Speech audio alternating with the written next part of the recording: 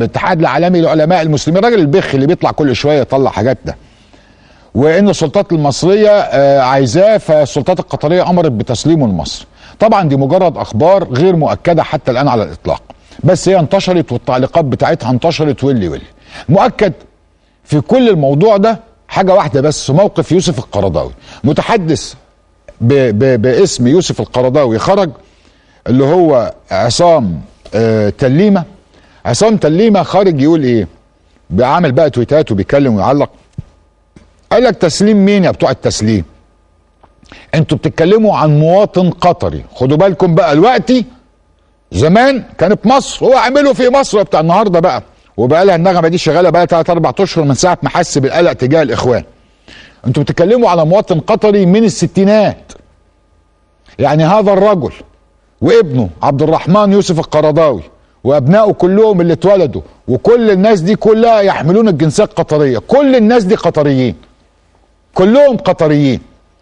ما علينا، انا ما عنديش اي مشكله تجاه الجنسيه القطريه على الاطلاق، انما طالما انت قطري من الستينات، انت زمان كنت بتقول انا بعمل كده عشان انا هربان من حكم عبد الناصر، وهو الراجل تليمه بيقول كده. بيقول ايه؟ بيقول ده قطر في الستينات رغم قربها من عبد الناصر وخوفهم طبعا كلهم كان من عبد الناصر، رفضت تسلم يوسف القرضاوي لما كان مطلوب ايام عبد الناصر. يعني الراجل ده مطلوب في مصر ايام عبد الناصر، ثم انور السادات، ثم ال30 سنه بتوع مبارك، ثم ما بعد مبارك، ثم اسمه ايه ده الاجا بتاع الاخوان ده اللي احنا مشيناه كويس. ومطلوب النهارده من مصر كل المجموعه دي بالكامل، والراجل ده مطلوب والراجل ده قطري، انما الراجل ده بيخش ويخرج من مصر ويجي ويطلع ويعمل اللي هو عايزه كان ايام الثوره وما بعد الثوره. وعلى فكره احنا كنا بنحترمه كشيخ ايام ما كان لسه موزون وكان بيتكلم في الدين بجد، انما النهارده خالص. شوفوا بقى، هو طالع يتكلم فيها، مش لاقي حاجه يتكلم فيها اليومين دول، ما يقدرش، يخاف، فطالع يتكلم بايه؟ طالع يتكلم على احتفالات اعياد الميلاد والكريسماس في قطر عموما. هوريكم موقفه ايه اللي بيقولوا اليومين دول على الاحتفالات اللي بتحصل. ورينا الفيديو.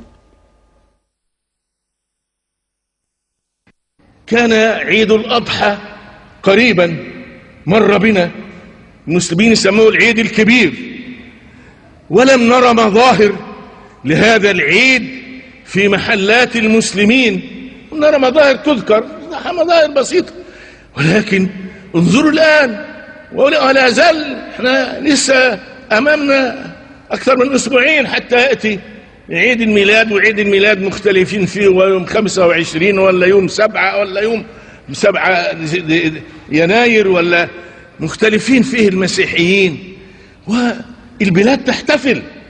شجرة الميلاد، ولا ادري ما اساس شجرة الميلاد. احببت ايها الاخوة ان ابلغ رسالتي وانذر قومي واقول لهم هذا حرام وهذا لا يليق، وهذا يدل على غباء في معاملة الآخرين وعلى جهل بما يوجبه علينا الإسلام في هذه القضية. الحاجة الوحيدة اللي متفق معاه فيها ان هذا غباء، بس غباء مين ده؟ حاجة راجعة ليا وحاجة راجعة لحضراتكم. فعلا هذا غباء. يا عم انت مالك يا اخي؟ انت مالك؟ هو انتوا لما بتشوفوا الناس بتفرح ولا بتحتفل انت مالك؟ وبعدين اصبحت اعياد المجتمعات بغض النظر بقى مسيحي او مسلم، اصبحت اعيادنا متداخله في بعض. الناس مشتاقه ان هي تفرح حتى في قطر وحتى في اي حته، والمحلات تبيع والهدايا تطلع وشجره الكريسماس والناس تزوق بيتها، والناس بيعملوا كده في رمضان وبنعمل كده في العيد وبنعمل كده. يقول لك ما العيد ده هو الكبير كان موجود ومحدش مين قال ان محدش بيعمل؟ ومين منع ان حد يعمل لو عايز؟ كل عيد ليه مظاهره، كل عيد ليه طريقته في التعبير عنه. العالم كله بيتحرك بهذا الشكل. معي على الهاتف الشيخ صبري عباده وكيل وزاره الاوقاف. مساء الخير يا مولانا. مساء النور، اهلا وسهلا. مولانا، هو حرام ان تبقى في ظواهر احتفاليه باعياد الكريسماس او اعياد الميلاد؟ الحمد لله رب العالمين، والصلاة والسلام على أشرف المرسلين. بداية وردا على هذا المتطاول والذي أودى به العمر أنه لا يفهم ولا يتذكر ما قاله قديما مع حديثا، أقول وعلى ملأ بملء فيه: أنا بهنئ كل الإخوة المسيحيين في مصر وفي العالم بأسره بأعياد الميلاد المجيد كمسلم وتابع للأزهر الشريف. هذه هي الأولى. أما الثانية، ليس هناك رد أبلغ مما قاله المدعي يوسف القرضاوي من 2009، وهذه الفتاوى في كتبه وأقواله منشورة في كل أماكن الدنيا، أنه يقول بالنص الواحد: أجيز تهنئة الأقباط أو غير معتنقي الإسلام من المواطنين في جموع ربوع الدول الإسلامية. ثم نعود إلى الرأي الفقهي والرأي الديني الذي يؤصله القرآن الكريم، وهي آية محكمة نزلت في القرآن الكريم يقول ربنا: لا ينهاكم الله عن الذين لم يقاتلوكم ولم يخرجوكم من دياركم أن تبروهم وتقسطوا إليهم. وكلمة البر كلمة عامة، والبر يبدأ من الإشارة ومن اللحظة ومن البشاشة ومن كلمة الصدق ومن المواساة ومن التهنئة ومن التعامل المادي، ثم ننتقل إلى رسول الله صلى الله عليه وسلم.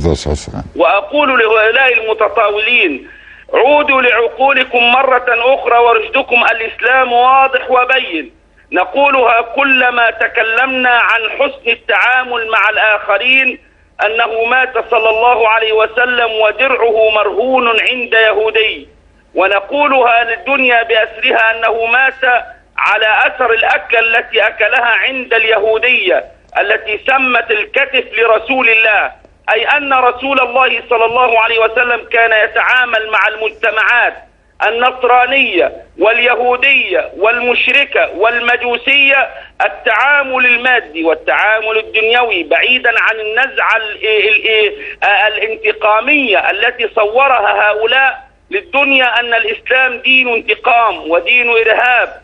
نخلص من ذلك إلى أن القرضاوي أفتى قديما بجواز تهنئة المسيحيين وغير المسلمين بأعيادهم، واليوم بيحرم ليؤجج الحياة السياسية، أي أن فتواه وكلامه ليس مؤصلا دينيا ولا يمت إلى الإسلام بكلمة، وأنني راجعت كل الفتاوى سواء المتشددين والمتأسلفين والإخوان عن حرمة تهنئة المسيحيين، فلم أجد نصا قطعيا يرد على الآية القرآنية.